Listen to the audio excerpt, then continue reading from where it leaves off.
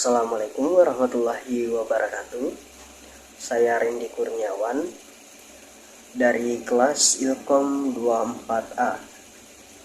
Pada video kali ini saya akan menjelaskan tentang algoritma first come first served atau yang bisa disingkat dengan FCFS.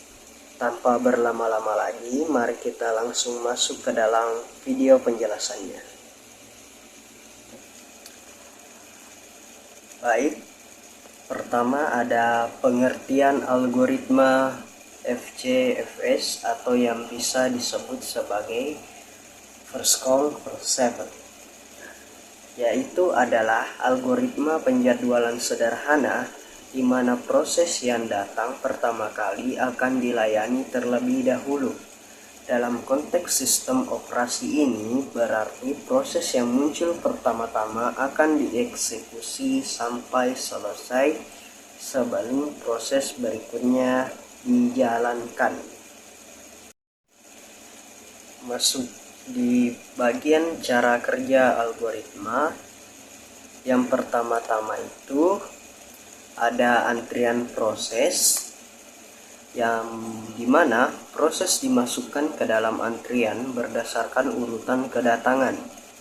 Kemudian yang kedua, eksekusi proses yang berada di depan antrian dieksekusi sampai selesai. Dan yang ketiga, setelah proses selesai, kontrol diberikan ke proses berikutnya dalam antrian. Sederhananya, tidak ada preemption, proses tidak dapat dihentikan secara paksa. Baik, kita masuk pada bagian karakteristik first come first served. Yang pertama ada yang tadi saya bilang, non-preemptive. Setelah sebuah proses mulai dijalankan, tidak dapat dihentikan sampai selesai. Dan yang kedua, yaitu berdasarkan antriannya, menggunakan struktur data antrian untuk mengelola proses. Dan yang terakhir adalah keadilan. Setiap proses mendapatkan kesempatan yang sama berdasarkan urutan kedatangannya. Selanjutnya, kita masuk pada kelebihan. Yang pertama, sederhana, mudah diimplementasikan dan dipahami. Dan yang kedua, adil. Semua proses mendapatkan kesempatan yang sama tanpa diskriminasi. Dan yang terakhir, yaitu stabil. Tidak memiliki efek starvation di mana proses tidak pernah dilayani. Masuk pada bagian kekurangannya. Yang pertama itu ada waktu tunggu panjang. Proses yang lebih pendek dapat terhambat oleh proses yang lebih panjang, yaitu problema konvoi efek. Dan yang kedua, tidak efisien, dapat mengakibatkan pemanfaatan CPU yang rendah, terutama jika proses yang lebih lama mendominasi. Dan yang terakhir, waktu respons buruk. Proses yang datang belakangan mungkin harus menunggu lebih lama. Kita masuk pada bagian rumus first come first served. Nah, kita bisa melihat ada bagian tabel dan rumusnya di atas. Untuk mencari current time-nya, kita perlu menjumlahkan BT dengan BT agar mendapatkan current time. Kemudian kita perlu mengurangi CT dengan AT untuk mencari turnaround time-nya. Kemudian untuk mencari waiting time, kita perlu mengurangi TAT dikurang BT atau turnaround time dikurang burst time.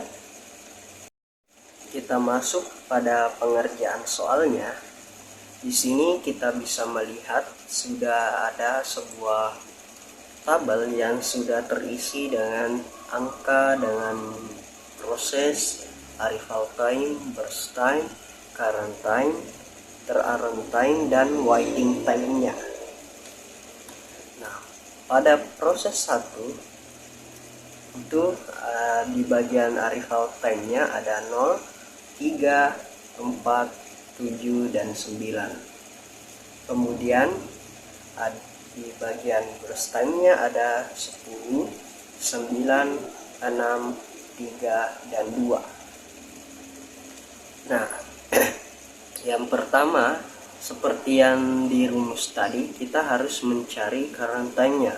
Kebetulan saya di sini sudah mengerjakannya, jadi kita hanya perlu mendengarkan penjelasan saya. Yang pertama, kita harus menjumlahkannya untuk mencari current time. 0 ditambah 10 itu 10. Kemudian 10 tambah 9 yaitu 19. Kemudian 19 ditambah 6 yaitu 25. Kemudian 25 ditambah 3 yaitu 28. Dan yang terakhir 28 ditambah 2 itu 30. Masuk ke mencari bagian turnaround time-nya. Nah, untuk mencari turnaround time-nya tadi, yaitu kita harus mengurangi dari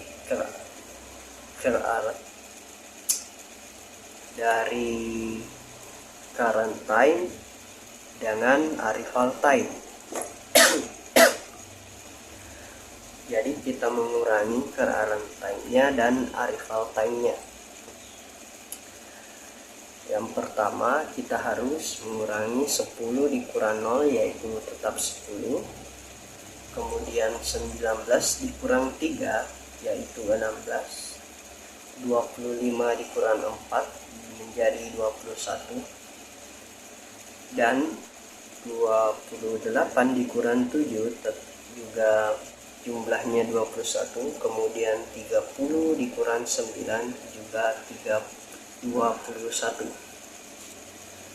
Nah, masuk bagian waiting time-nya. Untuk mencari waiting time, kita perlu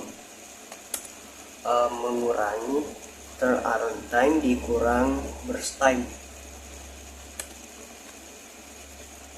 Jadi kita akan mengurangi turnaround time-nya dengan burst time-nya. Yang pertama, 10 dikurang 10 sama dengan 0. Kemudian 16 dikurang 9 sama dengan 10 sama dengan 7. Kemudian 21 dikurang 6 yaitu 15. 21 dikurang 3 18, dan 21 dikurang 2 yaitu 19.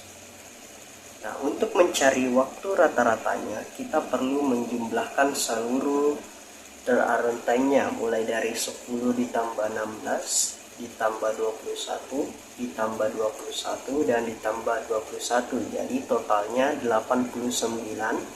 Kemudian kita bagi dengan 5 kolom tersebut, jadi 89 bagi 5 yaitu 17,8.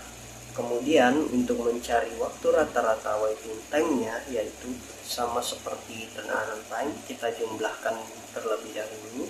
0 ditambah 7 15, tambah lagi 18 dan 19, jadi totalnya 59. Lalu kita bagi 5 lagi, hasilnya adalah 11,8. Ya, cukup sekian dari saya. Terima kasih.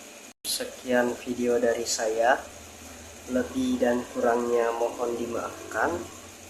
Assalamualaikum warahmatullahi wabarakatuh.